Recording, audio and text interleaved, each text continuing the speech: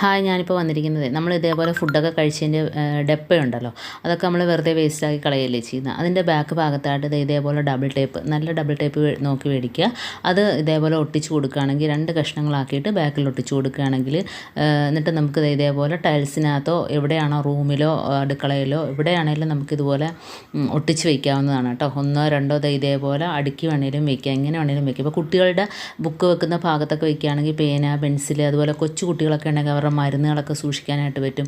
കിച്ചണിലാണെങ്കിലും നമുക്ക് കത്തി, ലൈറ്റർ കാര്യങ്ങളൊക്കെ വെക്കാൻ പറ്റും. അപ്പോൾ കിടന്ന് നമ്മൾ തിരക്കി നടക്കേണ്ട ആവശ്യമില്ല. അപ്പോൾ ഇതുപോലെ ഓരോ റൂമിലും നമ്മളൊരു സൈഡ് ഒതുക്കി വെക്കാനായിട്ട് പറ്റും കേട്ടോ. ആവശ്യമുള്ള സാധനങ്ങളെല്ലാം അതിനകത്തോട്ട് നമുക്ക് ഒതുങ്ങിയിരിക്കുകയും ചെയ്യും. അപ്പോൾ സ്ഥലമില്ലാത്തവർക്കൊക്കെ ഇത് വളരെ ഉപകാരപ്രദമാണ്. കാരണം നമ്മുടെ ഫുഡ് കഴിച്ചിട്ട് വെറുതെ കളയുന്ന ഡപ്പ തന്നെയാണല്ലോ. അപ്പോൾ അതിനകത്ത് ഒരുപാട് കാര്യങ്ങൾ വെക്കാനായിട്ട് പറ്റും കേട്ടോ. അപ്പോൾ ഇതുപോലെയൊക്കെയുള്ള ടിന്നുകളുണ്ടെങ്കിൽ ഇതുപോലെ പ്രയോജനപ്പെടുത്തുക.